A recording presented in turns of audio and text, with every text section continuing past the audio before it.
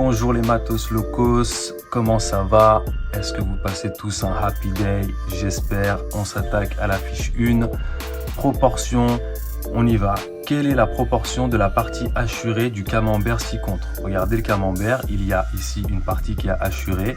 On cherche la proportion de la partie hachurée sur le total. C'est très simple, il suffit de compter le nombre de cases qu'il y a au total dans ce camembert. Il y en a 8.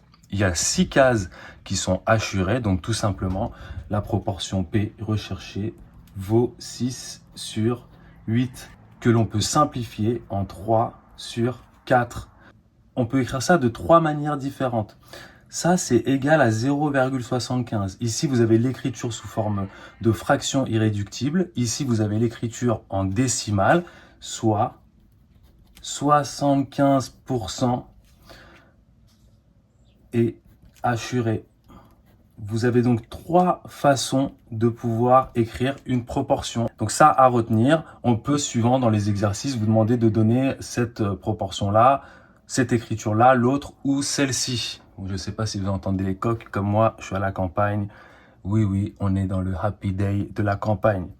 On continue. Quelle est la proportion de pièces jaunes dans la partie A? Ici, je vais vous faire travailler sur le fait qu'il faut bien savoir à quel endroit on veut que vous cherchiez des proportions. Ici, vous avez 2 parties, la partie A et la partie B. On vous demande uniquement de vous concentrer sur la partie A. Et on vous demande la proportion de nombre de points jaunes. Donc pour ça, on a besoin de connaître le nombre de points jaunes, 4 ici, sur le nombre total de points. 1, 2, 3, 4, 5, 6, 7, 8, 9, 10, 11, 12. 4 sur 12. Donc la proportion de points jaunes, c'est 4 sur 12 dans la partie A, que l'on peut simplifier en 1 tiers.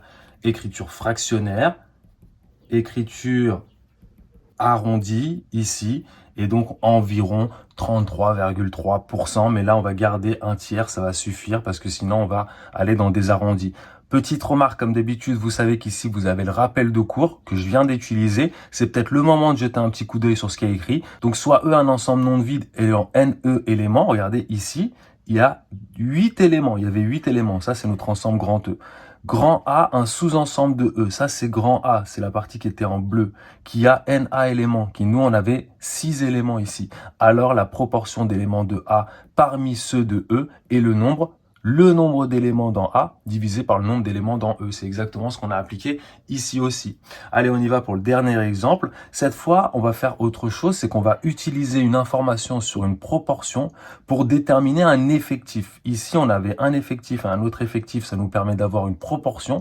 On peut, si vous connaissez la proportion, déterminer alors l'effectif qui peut être inconnu. Regardez ici, dans une classe de seconde de 32 élèves, environ 40,6% veulent choisir la spécialité maths.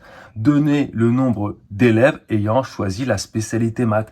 Donc ici, 3 manières de le faire. Soit vous faites un tableau de proportionnalité, comme vous avez toujours appris à faire au collège. Là-dessus, j'y reviens pas, vous savez faire.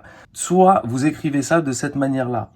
40,6% de 32, ça veut dire quoi? Ça veut dire 40,6 divisé par 100, 40,6% fois 32. Et là, vous faites le calcul et vous allez obtenir l'effectif cherché.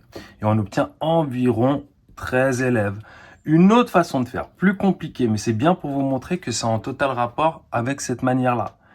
Vous avez quoi? Vous avez NE ici. NE, c'est 32. Ça, c'est juste pour faire le lien avec ce qui est écrit ici. NA, c'est l'effectif de la sous-population qui cherche à faire SPEMAT, qu'on ne connaît pas.